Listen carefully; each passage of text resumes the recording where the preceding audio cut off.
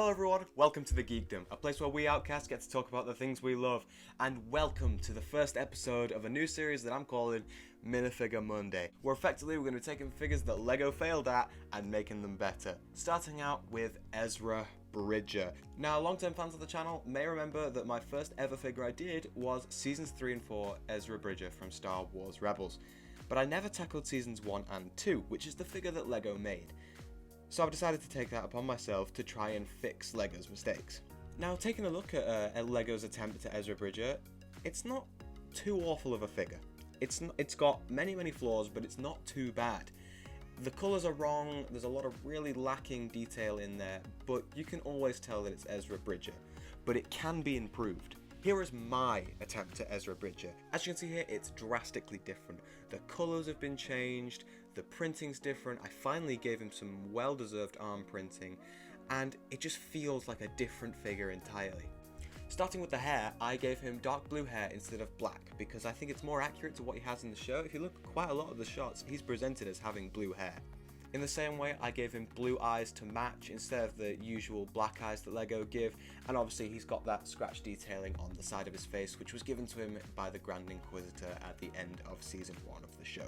The torso print, I will admit, is very similar to LEGO's attempt at Ezra Bridger, but I have changed a few details such as the notch cut into his neck brace, and I've made the jacket a bit longer and more frayed at the bottom, and obviously I have changed the colours. Now, the inspiration I got for these colours was I went off of their designs for the Season 3 and 4 Ezra Bridger for LEGO Star Wars The Skywalker Saga, because I thought they really nailed the colours there, so I applied that to my version of Seasons 1 and 2 Ezra.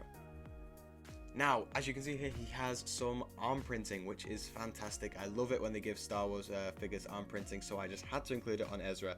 As you can see here, his jacket is just continued from his torso onto his arms, and he's just got some generic piping on the elbows.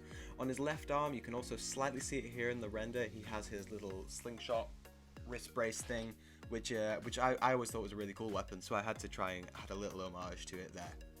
His hip piece is very similar to the detail used by LEGO, except I've changed the colours, I've added a few buckles and the lightsaber belt clip, as well as, once again, I've continued that orange theme because I just love the way it looks on this figure. It's turned out brilliantly. Moving on to the legs, which I think were the biggest failure on the part of LEGO. On the official Ezra LEGO minifigure, the leg brace he has on his right leg is just completely chopped in half. It's basically non-existent. Like, why even bother? So obviously I've included it there in all of its glory, in as much detail as I could in the scale that I have to work with. I've made those pockets stand out a bit more, as well as adding just more piping to the legs and stuff. I've given him boots, which I like to do with all of my LEGO minifigures because I just think it makes them feel a lot more real and real world like. As you can see there, it's just got some black and gold detailing on there, and on the left leg that boot continues up to his more frayed left leg. I have kept the binocular lightsaber because I think that was just a brilliant use of the LEGO piece there. I wouldn't have done anything else to change that. I think it looks absolutely fantastic, and I think it's a great use of that brick.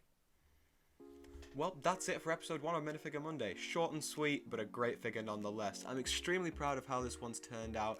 If you like it, feel free to like and subscribe down below and comment what you think, and any other figures you want me to improve in future. I hope you have enjoyed the first episode of Minifigure Monday.